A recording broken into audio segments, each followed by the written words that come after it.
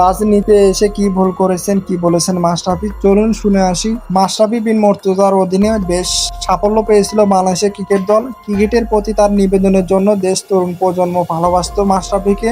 তিনি পরবর্তীতে রাজনীতিতে জড়িয়ে হয়ে গেছেন মানুষের ক্ষোভের কারণ। সেই ক্ষোভের আগুনে গত 5 আগস্ট পুড়েছে মাশরাফির বাড়ি। এই অবস্থায় স্বাভাবিকভাবে প্রশ্ন, তবে কি রাজনীতিতে জড়ানোটাই ভুল ছিল মাশরাফি? তিনি নিজে অবশ্য তেমনটি মনে করেন না, তবে রাজনীতির কারণে যে নিজের ক্ষতি হয়েছে সেটা জানিয়েছেন মাশরাফি। এক সময় তরুণদের আইডল, এখন খলনায়কে পরিণত হয়েছেন এই রাজনীতির কারণে। জানিয়ে অবশ্য কোনো আক্ষেপ নেই তার। রাজনীতিতে আসা ভুল ছিল কিনা এমন প্রশ্নে বুধবার একটি গণমাধ্যমে মাশরাফি বলেন, তখন আমার কাছে মনে হয়নি ভুল। বিভিন্ন সময়ের বাস্তবতা আলাদা। এখন যদি ওই সময়ে ফিরে যাই এই কথাই বলবো। আমি জানতাম ক্রিকেটার হিসেবে হয়তো সবার কাছে আমার গ্রহণযোগ্যতা আছে, রাজনীতিতে নামলে সেটা থাকবে না, কিন্তু ওই চ্যালেঞ্জ আমি নিতে চেয়েছি, মানুষের জন্য পরিসরে কিছু করতে চেয়েছি। এর জায়গায় নিজের কাছে পরিষ্কার ছিলাম। রাজনীতিতে আসার কারণে কতটা আর্থিক ক্ষতির সম্মুখীন হয়েছেন মাশরাফি সেটাও জানিয়েছেন মাশরাফি। বলেন, রাজনীতিতে আসার পর আমার বড় বড় কিছু ইনভেস্টমেন্ট বাতিল হয়েছে। 2019 সালে বিশ্বকাপে অধিনায়ক হিসাবে যাব,